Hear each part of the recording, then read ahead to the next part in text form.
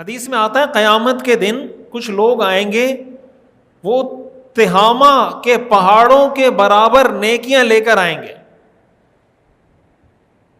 یأتون بحسنات امثال جبال تہامۃ بیضا، اتنے بڑے بڑے اعمال جتنے تہامہ کے بڑے بڑے پہاڑ ہیں،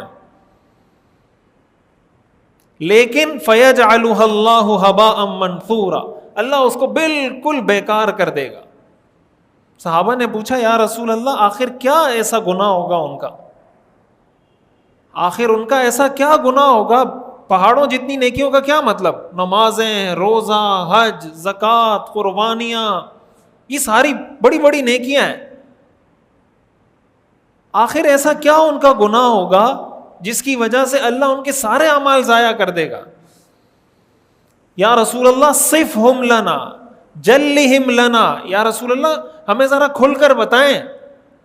آپ نے فرمایا اما انہم من جلدتکم، آپ نے فرمایا وہ تم ہی میں سے ہیں. وَيَأْخُذُونَ مِنَ اللَّيْلِ كَمَا تَأْخُذُونَ، وہ بھی رات کو ایسے ہی تہجد پڑھیں گے جیسے تم پڑھتے ہو. اس کا مطلب یہ کس کی بات ہو رہی ہے؟ اللہ جن کے اعمال کو قیامت کے دن ضائع کرے گا وہ کون لوگ ہوں گے؟ جو تہجد پڑھنے والے ہوں گے.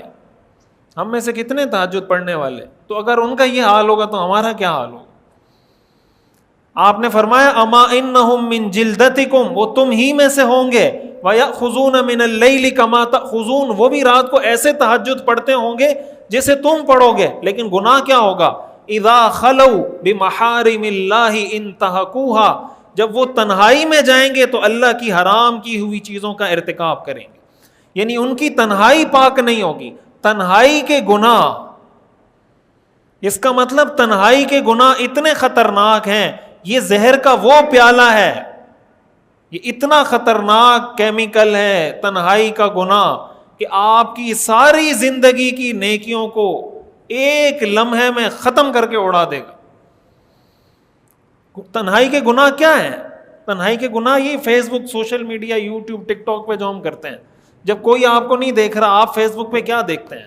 جب کوئی آپ کو نہیں دیکھ رہا ایک اللہ آپ کو دیکھ رہا ہے، آپ یوٹیوب ٹک ٹاک پہ کیا دیکھ رہے ہیں؟ اللہ کو پتا ہے اور آپ کو پتا ہے. بس آپ والد سے چھپا لیں گے، بھائی سے چھپا لیں گے، بیٹی اپنے والد سے، بیٹا اپنے والد سے، اور والد اپنے بیٹے سے چھپا لے گا، بیوی اپنے شوہر سے چھپا لے گی، شوہر اپنی بیوی سے چھپا لے گا. اللہ سے کون چھپائے گا؟ قرآن میں آتا ہے نا الیوم نختم علی افواہہم وتکلمنا ایدیہم وتشہد ارجلہم. اللہ فرماتے ہیں ہم قیامت کے دن منہ پہ تالا لگا دیں گے، ان کی انگلیاں، ان کے ہاتھ گواہی دیں گے. یہ جو اسکرول کر رہے ہیں نا اس سے، وتکلمنا ایدیہم، اللہ فرماتے ہیں ان کے ہاتھ ہم سے بات کریں گے. کس چیز کو لائک کیا ہے اس کا بھی جواب دینا پڑے گا قیامت کے دن. کس چیز کو شیئر کیا ہے اس کا بھی جواب دینا پڑے گا. بھائی آپ جس چیز کو شیئر کرتے ہیں 1 سال بعد فیس بک آپ کو ریمائنڈ کرواتا ہے نہیں کرواتا؟ 1 سال پہلے آپ نے یہ پوسٹ شیئر کی تھی، میموریز فیس بک ریمائنڈ کرواتا ہے نا کہ 1 سال پہلے آپ نے یہ پوسٹ شیئر کی تھی. تو اگر فیس بک آپ کو 1 سال بعد ریمائنڈ کروا سکتا ہے تو قیامت کے دن اللہ ریمائنڈ نہیں کروا سکتا؟ اللہ ریمائنڈ نہیں کروا سکتا کہ تم نے یہ بٹن دبایا تھا، یہ شیئر کیا تھا، تم نے اس چیز کو لائک کیا تھا، کسی پہ کمنٹ کیا تھا تو یہ کمنٹ میں یہ گالی دی تھی، یہ بےہودہ بات کی تھی، یہ لکھا تھا ان انگلیوں سے، یہ ہاتھ گواہی دیں گے.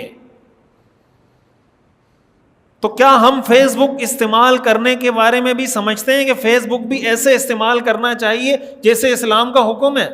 کبھی اس کو بھی اس پوائنٹ آف ویو سے ہم نے دیکھا ہے کہ ٹک ٹاک میں نے استعمال کرنا ہے لیکن ویسے جیسے اسلام کا حکم ہے، یوٹیوب استعمال کرنا ہے لیکن ایسے جیسے اسلام کا حکم ہے؟